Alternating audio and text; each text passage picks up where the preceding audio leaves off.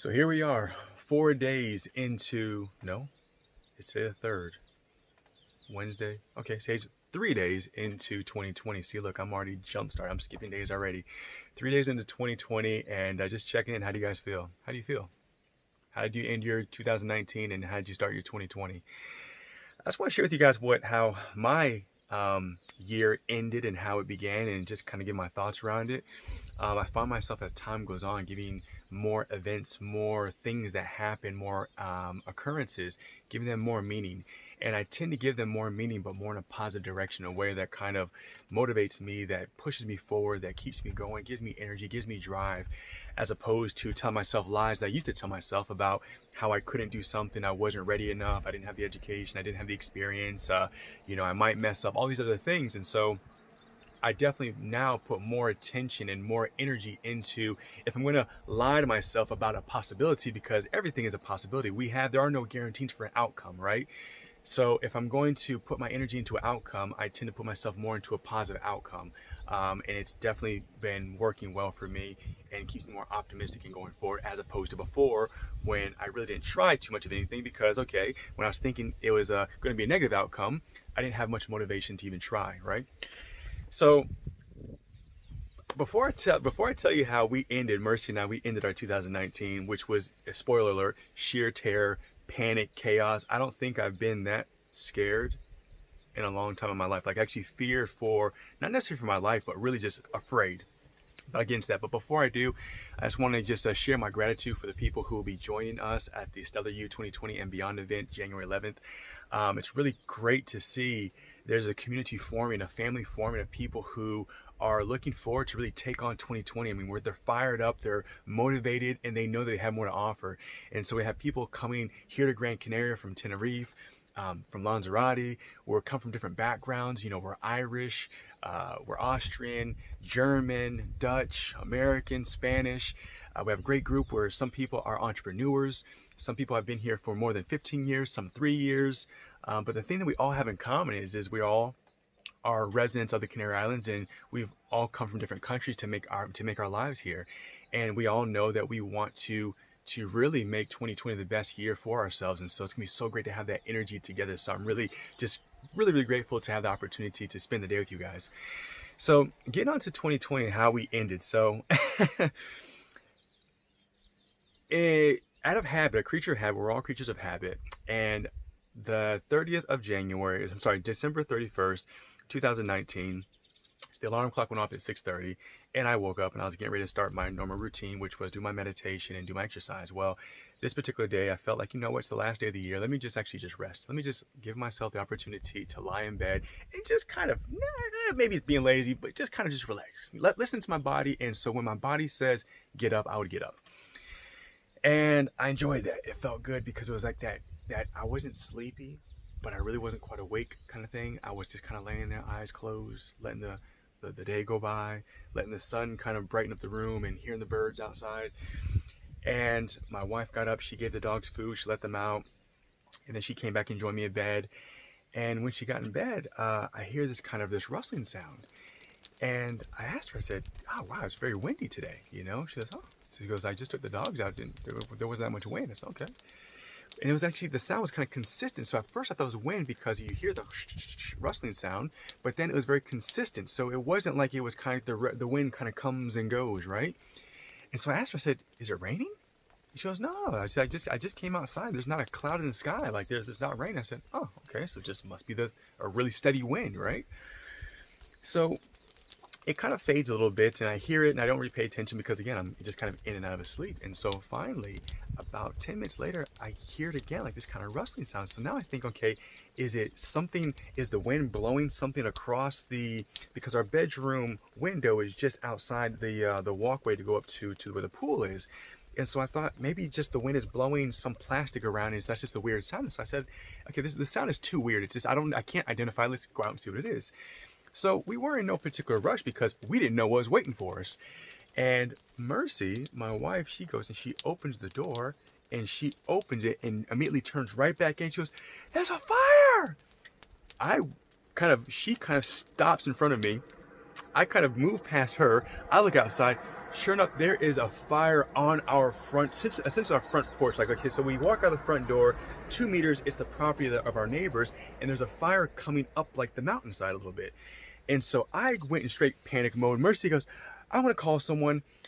All kinds of things are going through my mind right now of, okay, so I need to, the fire is now, it's actually, I mean, it's within 2 meters of our property, of our door, and on our terrace here, and our terrace is all wood, right?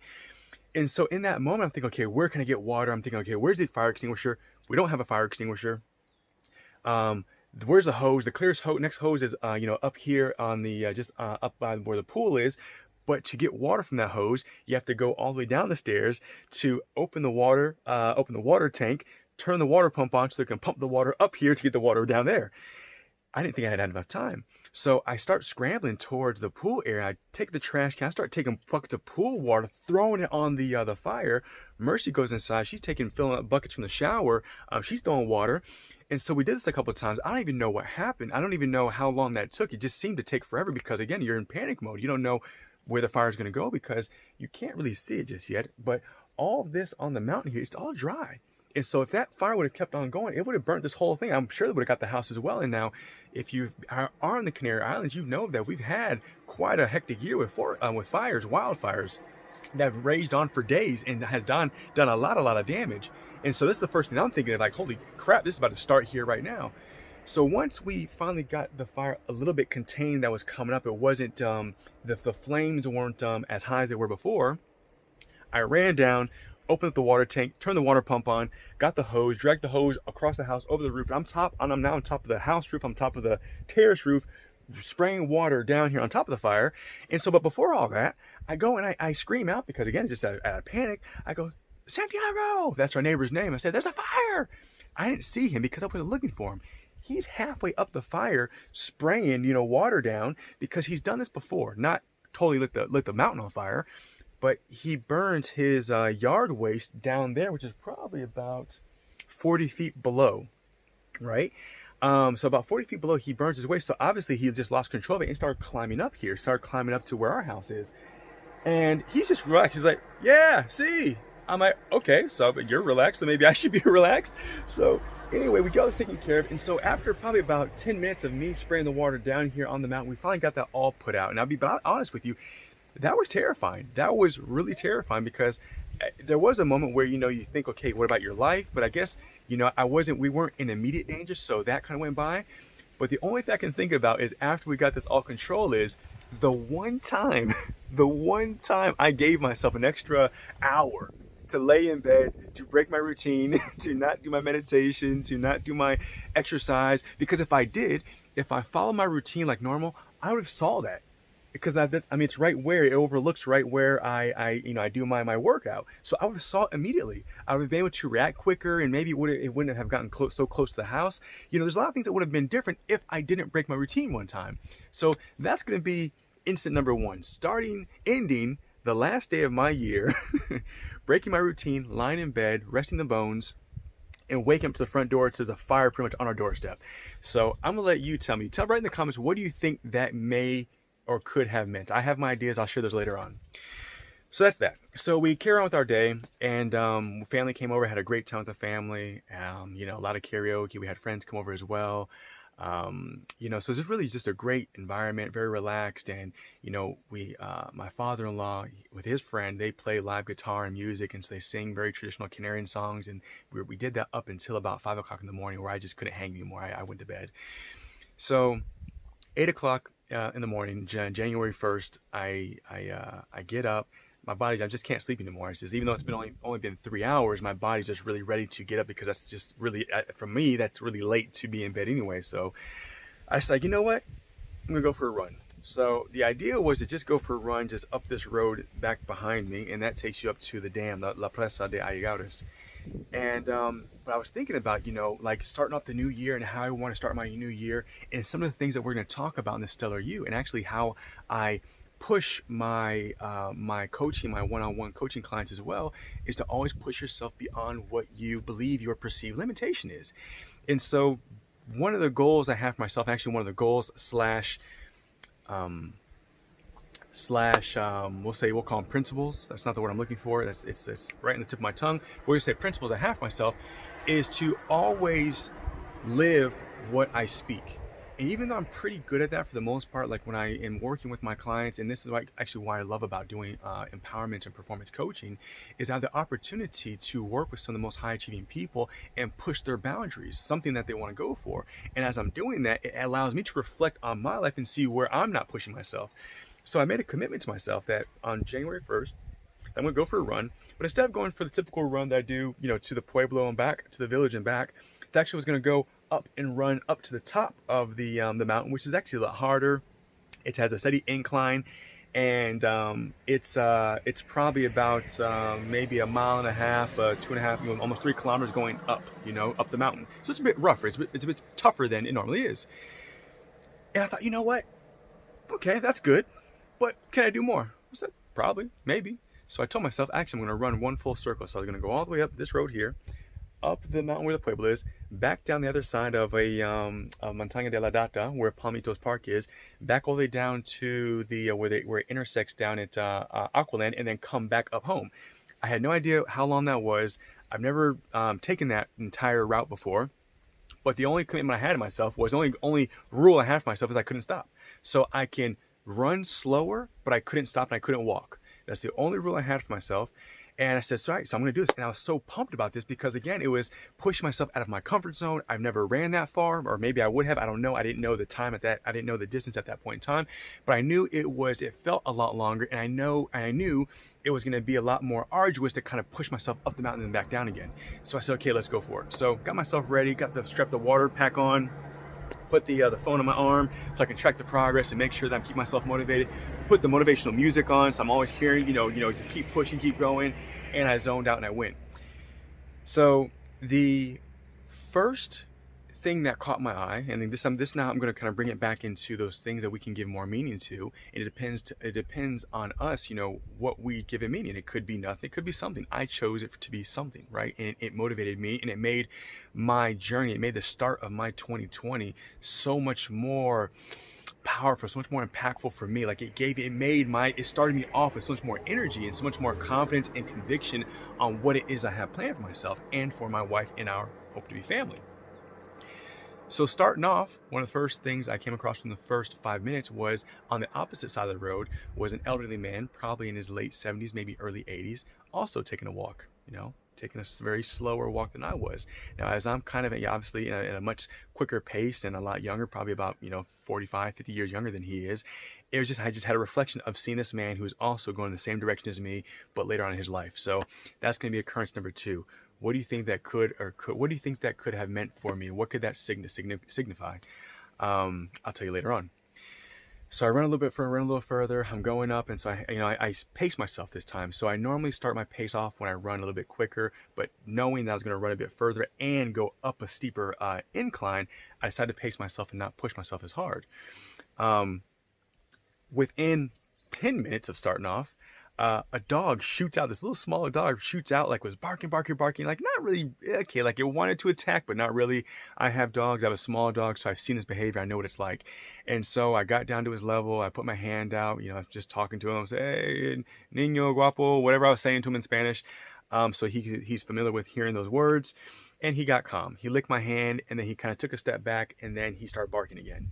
Now, I've taken this route probably close to 10 times, and this is the first time that I have set my goal to push myself further than I have before, to run further, to exert more energy than I had before.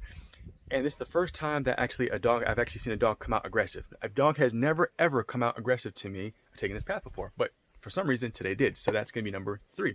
What are your thoughts? So after I keep on running, the dog kind of gets, a bit barky again, but he kind of comes, behind me. He kind of nips the back of my shoe, doesn't hurt me, anything like that, and he just runs back. So I keep on going. About, we'll say 10 minutes later, as I'm starting to go up to reach the Pueblo of Ayagaudis, another dog comes out, but now this is a bigger dog. This is about the size of my beagle, so probably about, say, 18 kilograms. He was on the same side of the road as me, barking. I don't know this dog. I've never seen them. So I stopped, take my sunglasses off so you can see my eyes. I walk calmly, walk to the other side of the road, but I keep on walking up the mountain, up the hill. The dog approaches me, more calm. I stop. I'm again put my hand out, talking to him in Spanish, making sure that he's comfortable with me, or actually it was a she, making sure that she's comfortable with me. And at that point in time, the owner, I think, called her name because I had my music on, so I think I heard something, but the way it turned around and ran away is like someone called him or her, the dog. That's game number 3. Number 4. Again, I have never encountered dogs on this route that I've done before, but actually now running up the up to the pueblo of Ayagautes, this would be a new route for me with a new goal in mind, with a new intention in mind, and now this is dog number 2 who's come at me very aggressively. But again, I was unharmed. Now, keep on running. I get up to I pass the pueblo, I pass the church, I pass the plaza, and I start to go up the zigzag of Ayagautes, which will lead you up to the top part where you can then go down to Palmitos Park. As I get to the final portion of that, of that climb, and I'm feeling the burn pretty good. You can imagine this is a sustained uphill climb. It's probably now 15 minutes into it. Now I'm running pretty slow, and if you guys are doing the long walk, you remember this. Robbie, you remember this. Mercy, Leo, all you guys from the long walk remember this. Is when you come from the pueblo, it's that one that goes up and up and up and up and up into the top before you drop down to Palmitos Park. And just before I got to where it leveled off, I look off to the left side of me where the road drops off to the ravine, to the valley, and there's just this falcon just gliding at my same level. All right, like of course he's like not over the road, he's just over the edge of the valley, but just gliding. Obviously he's hunting, he's fixed on something, but he's not even moving. He's just so effortlessly adjusting his wings to maintain his position, but focused on his goal. Now, this was really cool to me because, again, even though my feet were just inches or centimeters off the ground every time I took a step, I had rose close to 700 meters, but at that level of this falcon, who is now focused on his food as he's looking down 700 meters or so to the ground. So that would be number 5, I believe. What could that have meant, to be eye to eye with this falcon who's focused on his goal, or her goal? I'm not sure if it's he or she. So I continue running. I go now, I'm passing Palmitos Park. I pass Palmitos Park. And if you guys are here in the Canary Islands, you know that when you have the windy roads in the mountains, a lot of times you have the cement blocks, and they're just obviously to prevent cars from careening off the edge and falling to their death. So I don't know why, I just felt like it, but I started running on top of these. There's a space probably about this wide between, so I want to say maybe a half a meter, and I'm jumping between these. And I just wanted to push myself a bit more, because although my legs were burning a bit at this point in time, I still felt pretty good. And just wanted to I don't know, I just felt like playing. I felt like being a kid and just jumping around. As I get to the last cinder block, I jump back into the road, but again, in my own world, because this is New Year's. It's about 10 o'clock in the morning. I have my music on. I'm feeling really good. I'm feeling like I'm all these things are happening. These signs are coming, and I'm feeling really good about what's about the goal and about my progress. And so I'm in my own little world. And as soon as I jump back into the road, not in the middle of the road, but just jump back onto the shoulder, these roads are very narrow here, especially in the mountains. A car whizzes right by me. So that's number 6. Running, still feeling pretty good, and now we're starting to go a bit downhill. And so I thought, okay, so I'm not too out of breath, and so I start actually running a bit more. So I was letting the natural gravity, which was giving me some momentum downhill, I was actually putting some more energy behind that, just kind of pick up some more and actually get my heart rate going a little bit more, and to feel some more, feel some more life, feel some more air in my lungs. As I get down to, I pass Palmitos Park, and now I'm starting to get down to, I guess, another part of the pueblo. I don't know if that's Montaña de la Data, El Solobre, I don't think it is. Anyway, there's some more houses up there in the top part of the mountain. And so I look over to the left, and I'm admiring these couple houses that are really beautiful homes. I'm thinking that they must have some awesome views up there, because they're at the top of the mountain ridges. They must have awesome views of the ocean. And as I'm admiring, I stumble over, because what happened? I took my eye off the road. I was admiring something else that had nothing to do with me at that point in time. And I didn't completely fall, but I definitely stumbled off the side of the road because I got off track. That would be number 6 or number 7. That's gonna be the next one. So what could that have meant? Again, I'll tell you later.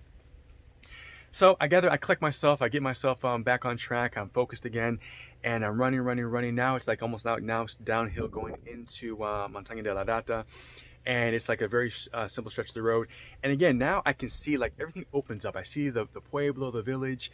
I see the ocean in front of me. The sun is still kind of low on the water. Like right now, it's probably 11 o'clock in the morning.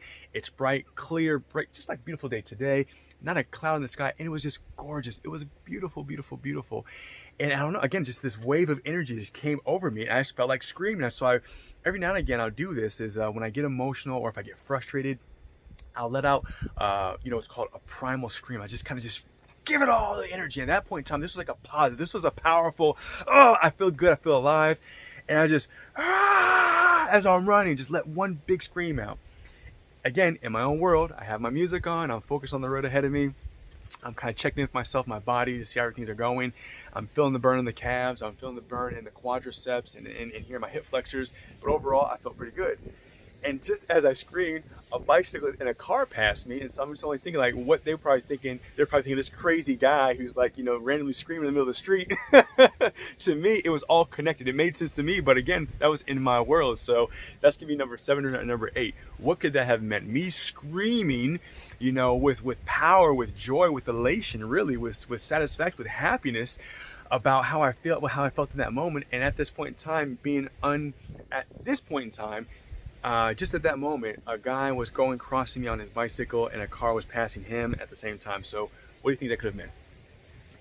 So I get down into the pueblo. I get down to the main street where the road forks in the road together. Either go right to go to Montaña de la Data, or you can go left, which will lead you to Aqualand, and then if you continue on, take you down to Parque del Sur.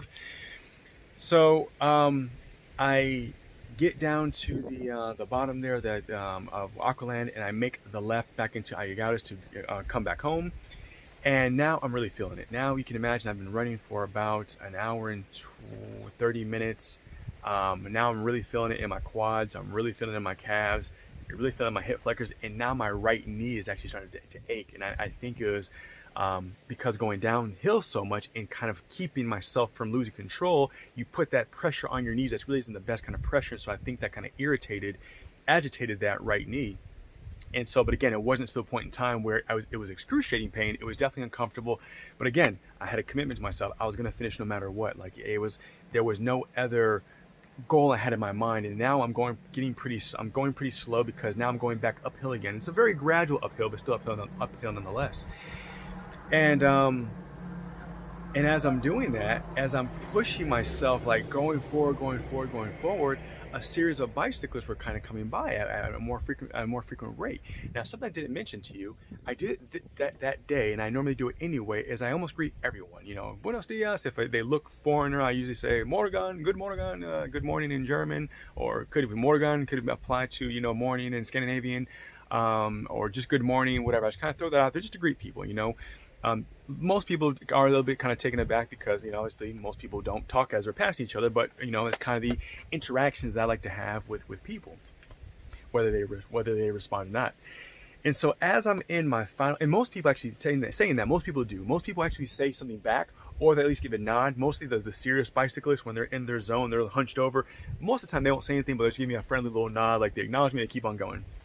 Well, now I'm in the final stretch. I have about 5 kilometers to get home, which is going to be around, 2.5 miles, maybe 3 miles. And I'm feeling it. Like, I'm really now digging deep to push myself to get there, because, I told myself I'm going to finish, and I'm going to finish no matter what. And I'm still saying to everyone, good morning, Happy New Year, Feliz Año Nuevo, da da da. And now, no one's saying anything. People are just either looking at me and turning away, or they're not even acknowledging me. As I'm doing this, again, New Year's Eve, I've decided to push myself further than I've gone before. Right now, I've been doing great. I passed an elderly man. I passed 2 aggressive dogs. I passed a soaring eagle. I nearly jumped in front of a moving car. I'm going back to all this. The day before that, less than 24 hours before that, we had to put out fire out that almost burnt down our whole freaking house here. Coming down the hill, I'm letting out these screams. I'm feeling really good. and a bicyclist passing by, and I'm in the final stretch, and now these bicycles or other bicyclists are coming by, and no one is saying a thing to me, you know? And so I'm optimistic, I'm positive, and I'm not getting any kind of feedback from these other people. So that's gonna be number 8 or 9. Sorry, I'm losing track here. So what do you think that could have meant? So anyway, I get home, I made it. It ended up being about 21 kilometers. I'm not sure what that is in miles. I wanna say maybe 12 miles, more or less. I've never ran that far, so I was really excited and proud of myself for doing that. It really set the stage for me about how I'm going to show up into this new year, how I'm going to continue to push myself, look for opportunities to open myself up and not go back into my comfort zone. I lived in my comfort zone for far too long, and it did me no favors whatsoever. And so it was also a tribute to the people who are coming to the Stellar U 2020 and beyond. It was a tribute to the stellar people I get to work with doing my coaching, the performance and empowerment coaching one-on-one, because I ask things of them that they're not certain that they're ready for. And so I encourage them, and I push them to push beyond their limits and their perception of what is possible. And so it was a dedication to them, to also to take my own advice, to listen to my own words, and to stretch beyond that. And so I finished the day off, I finished my morning, the new year, January 1st, 2020, jumping into our pool. The water is freezing cold. I'm telling you, like when I say freezing cold, I don't know exactly what the temperature is. It has to be like around 12 degrees Celsius. Yeah, 12 degrees Celsius. It feels like that, at least, I don't know. But when Mercy and I when we went to Sweden in June, we jumped in the Baltic Sea, and that water was cold. At that point in time, probably the coldest water I've ever felt. The pool here in the Canary Islands feels colder than that. I don't know if it's because we're in the mountains, and so even though we have sun, it's just cold, freezing cold. But again, I wanted to finish my year off to remind myself, start my year off to remind myself to look for ways to make myself uncomfortable.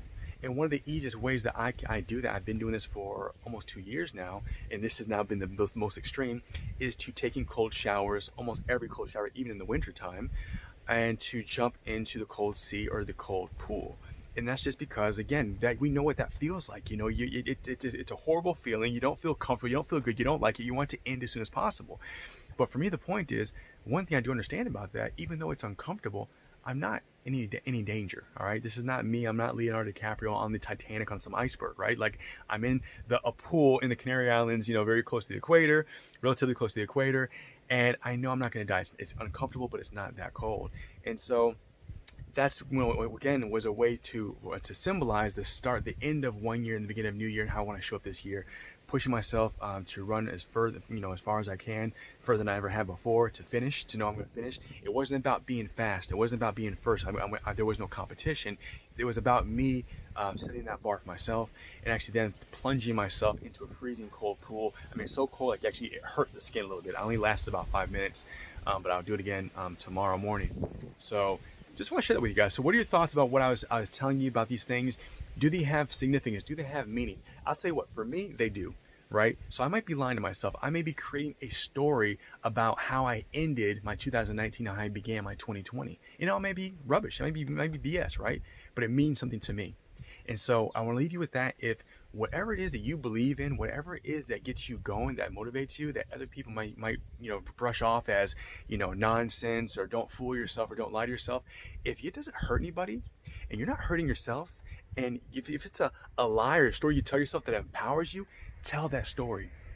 Because too often we all tell our stories about what we can't do, what isn't possible, where the limitation is, what's worth it, what's not worth it, and we end up not doing anything, or we end up unhappy, or we end up just settling. So if I want to tell myself a story, I want to tell myself a story of something that's going to really push me forward. And so that's how I ended my 2019 and going to my 2020. So guys, we'll see more of us going forward. Have an amazing 2020. Have an amazing day. For those of you who will be the Stellar U 2020 and beyond, get ready. It's going to be a great group, an exciting group, and we're going to have so much fun.